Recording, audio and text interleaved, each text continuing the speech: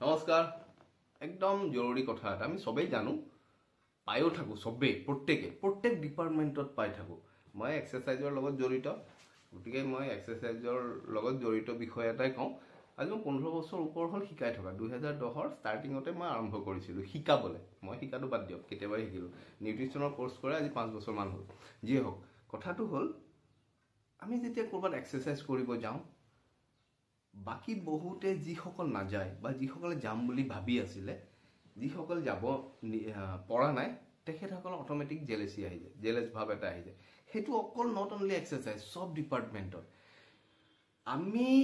লোকৰ কথাটো শুনিব নালাগিব আমি যেতিয়া আগবাঢ়িব বিচাৰিছো তো আমি থাপনাত সেৱা কৰোটো সদায় গৈ পেলাই ওম ইগনোৰায় নমঃ বুলি কয় এবাৰ এনেকৈ কৰি দিব লাগে মানে আমি ইগনোৰ কৰিবলৈ শিকিব লাগিব ফাৰ্ষ্ট তেতিয়াহে সাকসেস কৰিব পাৰিম কথাটো চাও নিজৰ ঘৰৰ পৰা আমি প্ৰবলেম পাব পাৰো মোৰ যোগা সেন্টাৰ এটা আছে সৰু মই এডমিশন নলম কিহৰ কাৰণে কোনবা আহি পেলাই কৰি পেলাই স্যাটিসফাই হলেহে হ'ব কৰি লম মই গতিকে মই মোৰ এটো নট অনলি বিজনেস পাৰপাস কথাটো হল মানুহে যেটা ৰিজাল্ট পায় তেও স্যাটিসফাই হ'ব লাগিব হেতু কথাটো হল চাও এতিয়া সিম্পল এটা কথা আমাৰ ঘৰত বা আমাৰ ওচৰ চুবুৰীয়াত তেনেকুৱা আৰু মোৰ বয়সৰ লৰা আছে বা মই ছোৱালীৰ কথা কৈছো বিশেষকে মহিলাসকলৰ মাজত বেছি হয় এটো কোনবা এগৰাকী ছোৱালী জিমলে গৈছে এক্সাৰসাইজ কৰিবলৈ ওচৰৰ কোনবা এজনী যাব পৰা নাই একো নাই ঠিকে আছে গৈছা না ঠিকে মোৰো মন আছিল সময় নহল তেনেকেই কয় কিন্তু ভালকেই কয় কিন্তু 3 মাহ পিছত 6 মাহ পিছত যেতিয়া তাইৰ ৰিজাল্ট পাবলৈ ধৰে তাই খিনাব ধৰে তেতিয়া হিজনীৰ চকুত লাগে ইস তাই একেবাৰে লং পেন্ট পিন্ধি গৈছে ইস টি-শাৰ্ট পিন্ধি গৈছে কাটমাৰি শুনাব তেনেকুৱা টাইপৰ আমি ওচৰ চুবুৰীয়াৰ পৰা পাওঁ ওচৰ চুবুৰীয়া নহয় নিজৰ বাই ভনীৰ মাজতো পাওঁ ধৰি লওক তিনিজনী ঘৰত ছোৱালী আছে বাই ভনী তিনিও যদি জিমলে গল বা যোগা সেন্টাৰলে গল বা জুম্বা কৰিবলৈ গল বা ওয়াকিং জনত খুস্কাৰিবলৈ গল কেদিনমান গল দুজনী নোৱাৰিলে বা এজনী কিবা কাৰণত ক্ষতি কৰি পেলাই থাকি গল আৰু এজনী কিবা কাৰণত ক্ষতি কৰি থাকি গল হিজনী কিন্তু কন্টিনিউ কৰি আছে লগে লগে হিংসা আৰম্ভ হৈ গল নহয় ইটো খুটুৰ খাটাৰকে মাকক লগোৱা দেউতাকক লগোৱা সেইবোৰ আৰম্ভ হৈ যায় কাট মাৰিবলৈ আৰম্ভ হৈ যায় সেই সময়ত স্কুটিখনত কিবা এটা চাবিটো হেৰুৱাই থব লুকাই থব তেনেকুৱা টাইপৰ হয় একেখন ঘৰত 3 গৰাকী বুৱাৰী আছে যেনিবা বা 2 গৰাকী বুৱাৰী আছে এগৰাকী যেতিয়া এক্সাৰসাইজ কৰিব গৈ আছে একো নাই ঠিকে আছে গৈ আছে ঠিক আছে যোৱা ঠিকে আছে তেনেকে হয় ছমাহ পিছত যেতিয়া ৰিজাল্ট পাবলৈ ধৰে তেতিয়া হিগৰাকীৰ হিংসা আৰম্ভ হৈ যায় এটা কমন সবৰে হয় অকল এটুতে নহয় সবতে তেতিয়া চকুত পৰিব ইছৰাম টি-শাৰ্ট পিন্ধি গৈ আছে শহুৰেকক লগাব ইনডাইৰেক্টলি শহুৰেকে শুনাকে গিৰিয়েকক ক'ব যে ঘৰখনৰ সন্মানৰ কথা আছে ভাই তুমি আজি দেখিলা ছমাহ আগত যেতিয়া তেওঁ এডমিশন লৈছিল এডমিশন লৈ প্ৰথম যাওঁতে প্ৰথম দুদিনত কিয় নেদেখিলা আজি ছমাহৰ পিছত যেতিয়া তেওঁ খিনাই যোৱাৰ পিছত যে দেখিলা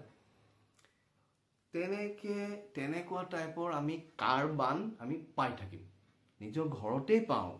সব সিম্পল কথা ঘৰত যদি 3 গৰাকী বুৱাৰী আছে এগৰাকী যদি শকতৰ পৰা খিনাই গল বাকি কেইজনী যদি পেটলি হৈ গৈ আছে তেখেতৰ সময়ও নাই বা তেখেতৰ এলাহ বা তেখেতৰ ইচ্ছাও নাই এক্সাৰসাইজ কৰা গতিকে তেখেতৰ 100% হিংসা লাগিবই এটো কমন কথা গতিকে সেইবোৰ কথাত গুৰুত্ব দিব নালাগে তেওঁটো দেখি আছে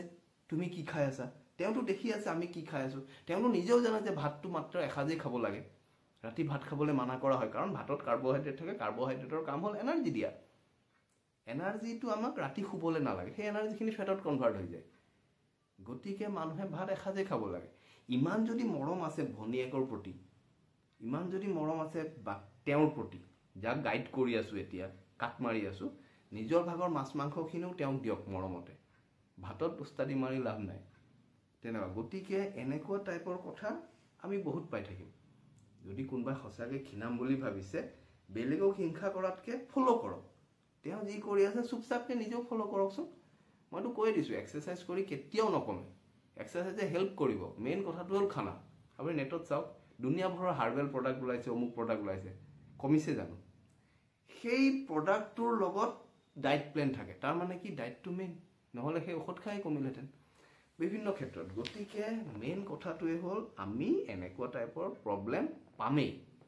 আজি পোৱা নাই এটা নতুন যিসকল আহিছে তেওঁ ধুনীয়াকৈ ঘৰৰ পৰা আহি আছে যেতিয়া তেওঁ খিনাবলৈ আৰম্ভ কৰিব ওচৰ চুবুৰীয়া আহি আপোনাৰ ঘৰত কিন্তু ইনডাইৰেক্ট কথা শুনাব, ইছ ৰাম এনেকৈ এনেকৈ যায়, আমাৰ অমুক গৈ পেলাই কিবা হ'ল, মানুহে দেখিলে বা কি কয়, হাজবেণ্ডে একো নকয়নে, ট্ৰেক পেণ্টটো যে পিন্ধি যায়, এনেকুৱা টাইপৰ ফকতীয়া কিছুমান কথা ক'বলৈ আৰম্ভ কৰে। গতিকে মেইন কথাটো হ'ল ফ'কাছ কৰক আপোনাৰ ৰিজাল্টটোৰ ওপৰত, সেইখিনিয়ে। আৰু এইটোৱে মন্ত্ৰটো আছে ওম ইগ্নৰায় নম, সেইটো কৰিব, চব ঠিক হৈ যাব।